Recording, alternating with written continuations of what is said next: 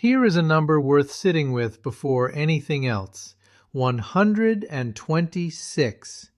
That is how many separate science files a European spacecraft generated while observing an object that is currently leaving our solar system forever.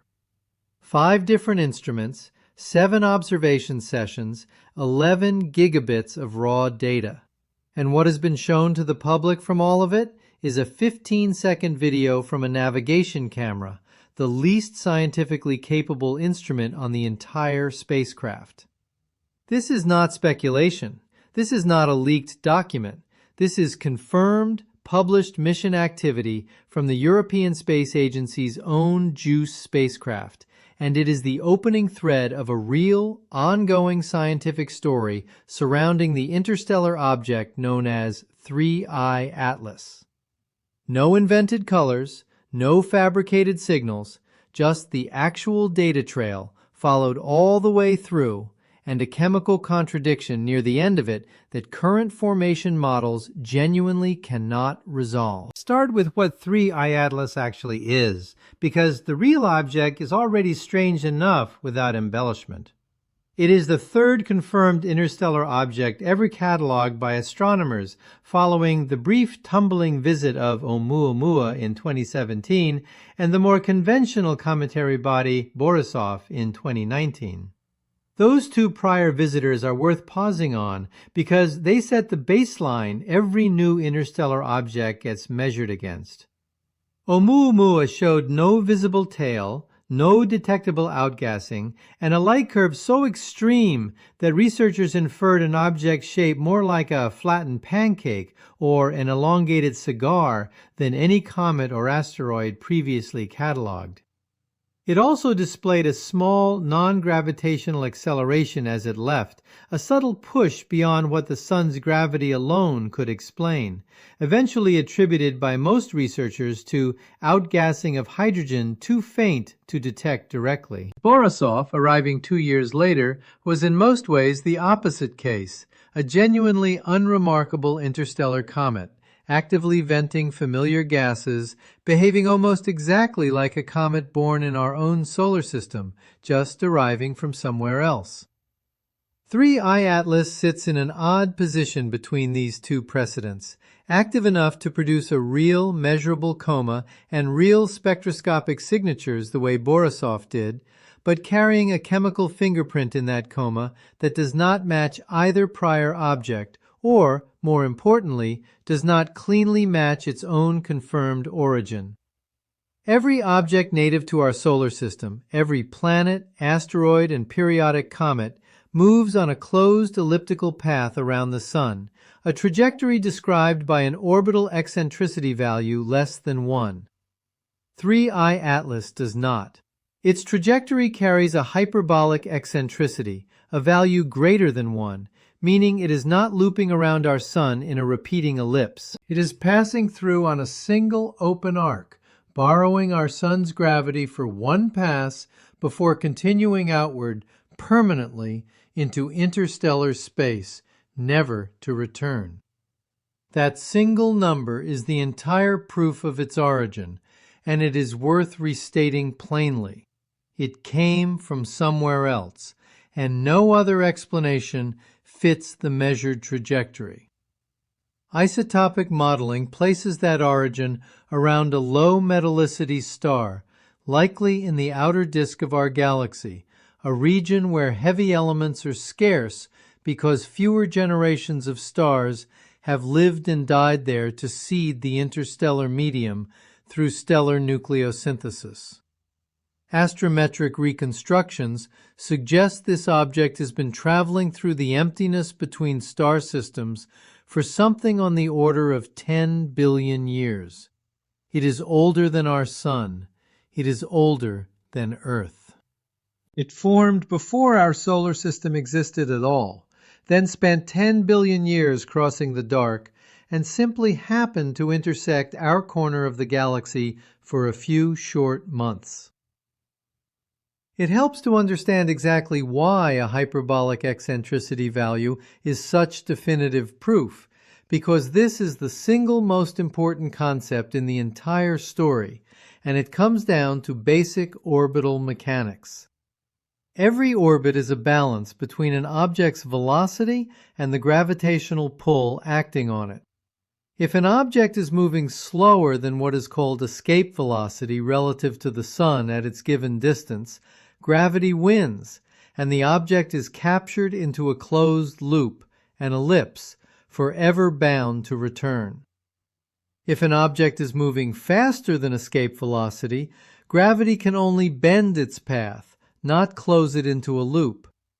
The result is a hyperbola, a curve that comes in, swings around the source of gravity once, and then departs permanently along a path that never repeats. Every comet ever discovered before 1917, when Oumuamua was found, showed eccentricity values comfortably below 1, some walking a very long, elongated ellipse taking thousands of years to complete, but a closed loop nonetheless.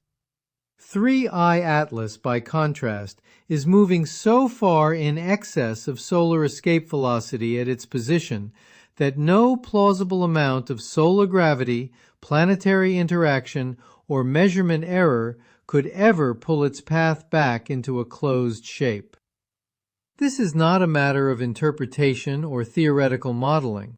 It is measured directly through precise tracking of the object's position over time, and it is the reason every credible astronomer, without exception, agrees on the single fact that 3I Atlas did not form in our solar system. Here is where the real story actually begins, and it starts with a satellite that was never built to look for comets at all. The Transiting Exoplanet Survey Satellite, known as TESS, is designed to continuously scan wide fields of sky for the faint dimming caused by planets passing in front of distant stars. Archive records confirm that TESS captured an interstellar body matching 3I Atlas's trajectory back in May of 2025. The public discovery announcement did not happen until July 1st. 7 weeks separate the moment this object entered a continuously monitored, purpose-built detection pipeline and the moment the public was told it existed.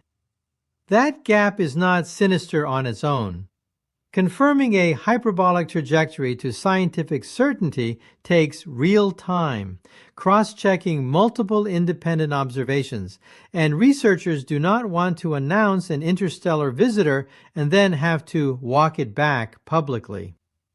But it does tell you something true and useful. The scientific community had weeks of quiet analysis before the rest of us even knew to look up. Once the object's interstellar status was confirmed, mission planners working with the European Space Agency's Jupiter Icy Moons Explorer, JUICE, ran the orbital geometry and found something genuinely fortunate. JUICE, having just completed a Venus gravity assist maneuver in late August, was going to occupy an extraordinarily useful position relative to 3I Atlas immediately following its closest approach to the Sun, observing from deep space at a distance of roughly 4/10 of an astronomical unit, using instruments built to characterize icy planetary bodies now pointed at a genuine interstellar traveler. Under normal mission planning standards, a targeted science campaign of this complexity requires approximately 9 months of preparation and calibration. The team had 4. To compress that timeline, a real structural decision was made and documented by the agency itself. The mission's Science Operations Center, normally responsible for calibration standards and data validation, was bypassed, with instrument teams coordinating directly to move faster. This is confirmed in the agency's own release documentation.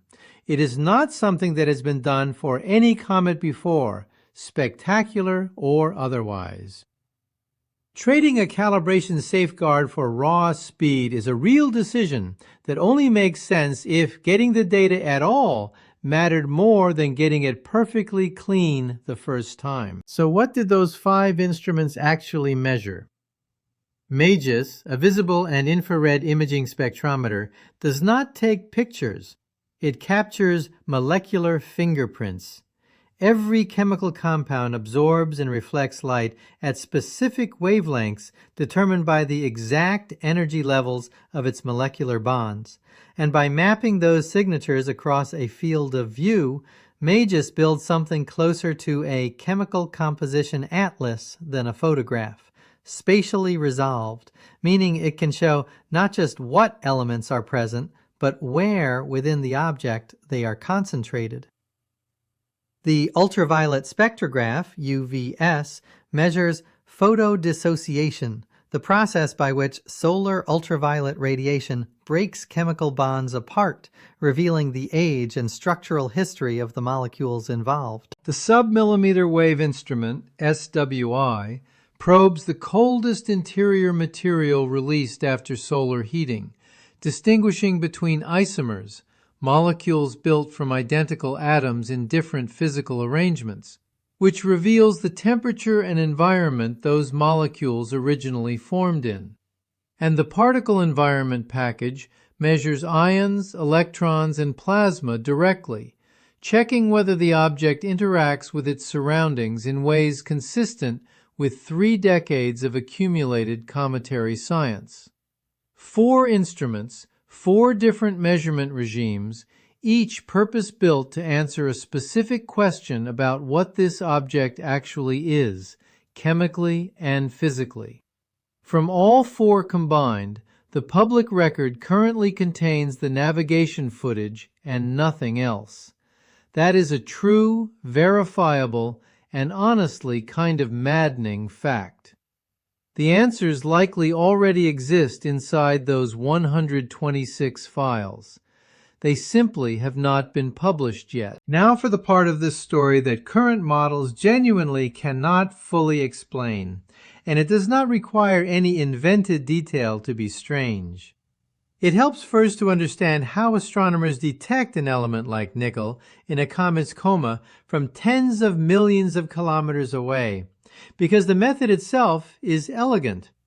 Every chemical element, when heated or excited by sunlight, emits and absorbs light only at specific, precisely defined wavelengths, a direct consequence of the fixed energy levels available to its electrons.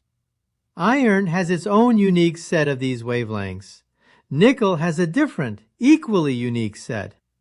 By passing the light coming from a comet's coma through a spectrograph, which spreads that light out the way a prism spreads sunlight into a rainbow, researchers can measure the exact brightness at each of these specific wavelengths and calculate with real precision the relative abundance of each element present in the gas. This is the same basic technique used to determine the composition of distant stars, and it is not a new or experimental method. It has been standard practice in astronomy for well over a century. Ground-based spectroscopic analysis of the gas clouds surrounding 3I Atlas, conducted before its closest solar approach, returned elevated nickel concentrations relative to iron. In every natural comet measured across 3 decades of cometary science, nickel and iron appeared together in a ratio consistent with their cosmic abundance, iron dominant, nickel present but clearly secondary. 3I Atlas inverted that ratio. On its own, that is unusual but not impossible. Comets are messy, and outgassing chemistry can behave in ways that surprise researchers.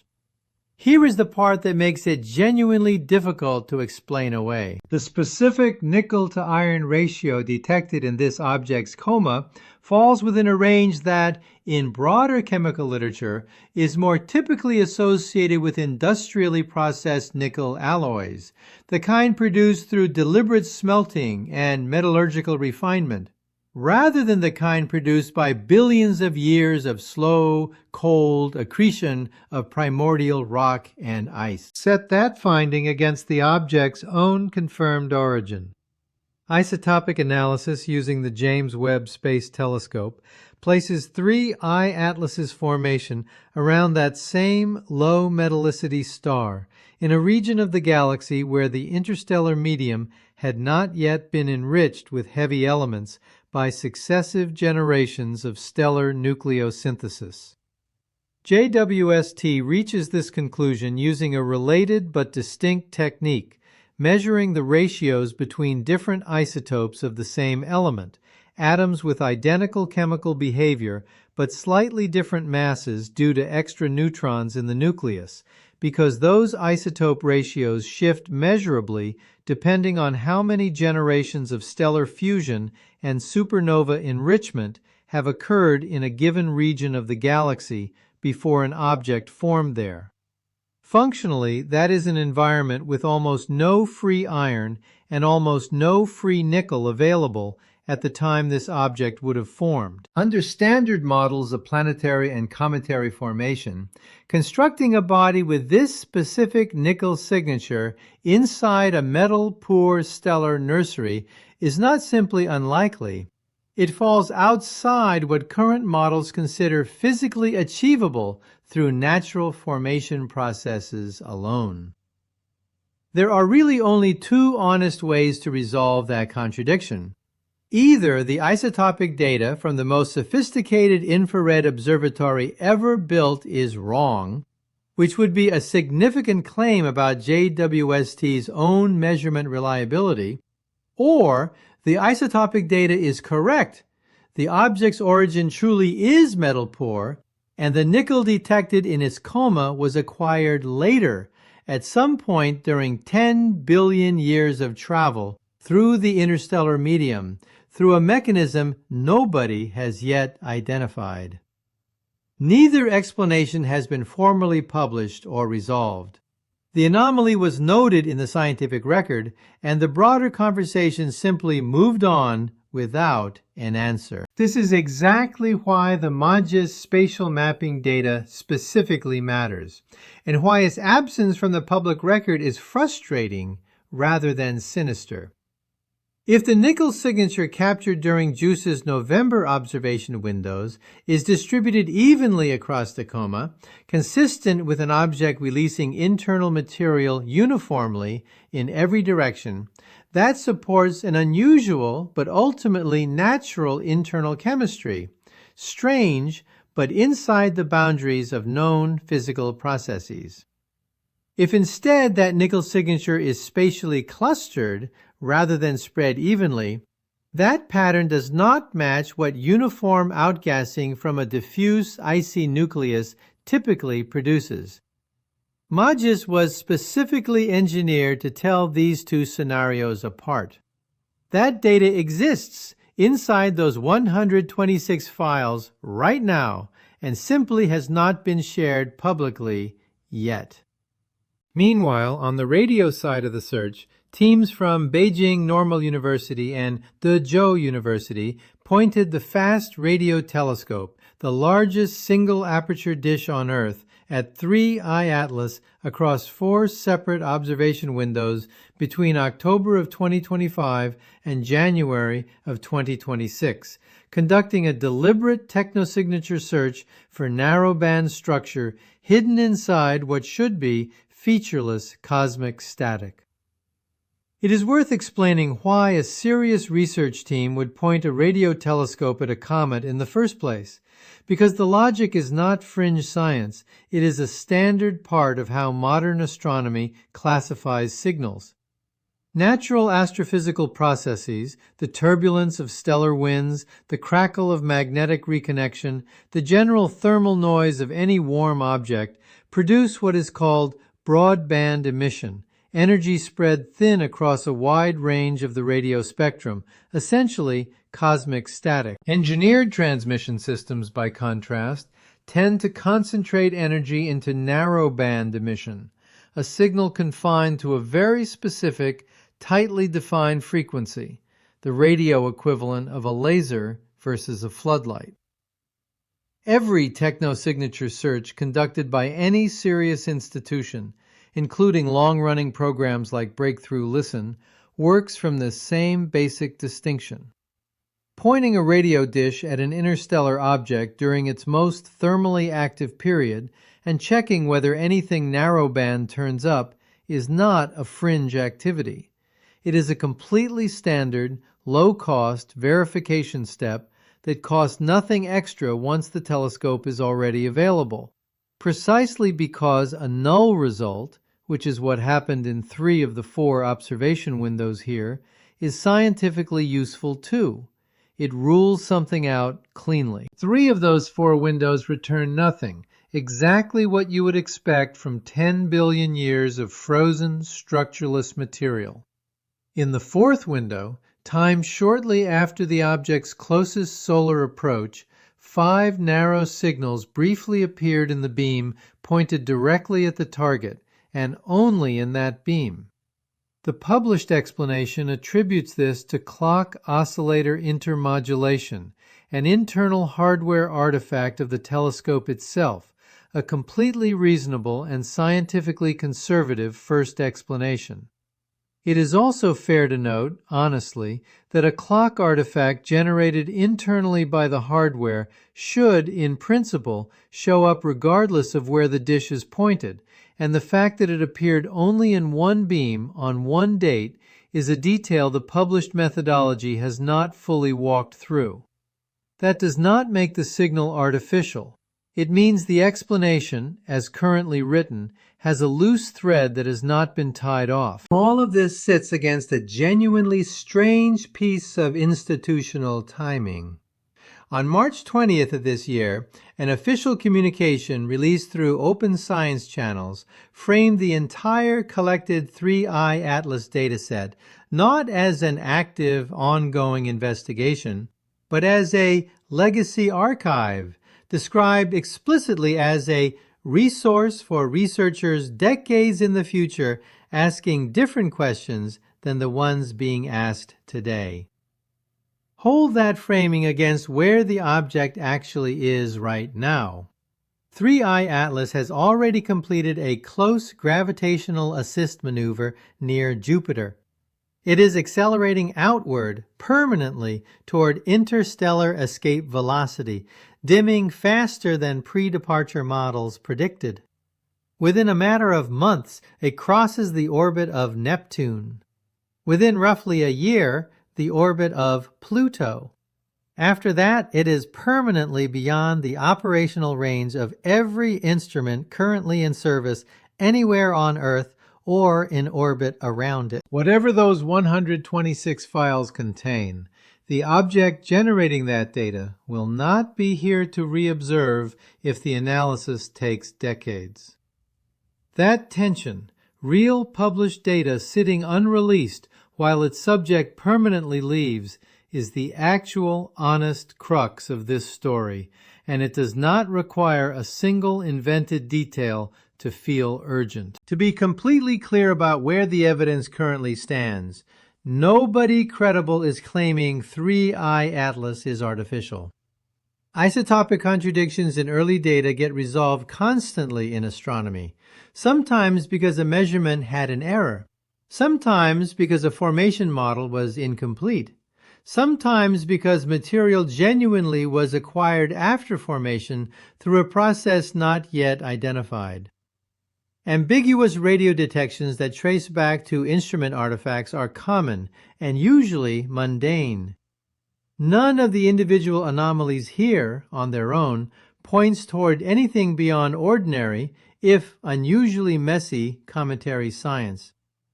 What makes 3I Atlas worth this much attention is simply the accumulation, a genuinely rare hyperbolic interstellar visitor, an isotopic origin story that its own coma chemistry seems to contradict, a spacecraft that broke its own procedural precedent to observe it faster than any comet in history, and a radio anomaly that has not been fully explained down to its geometry.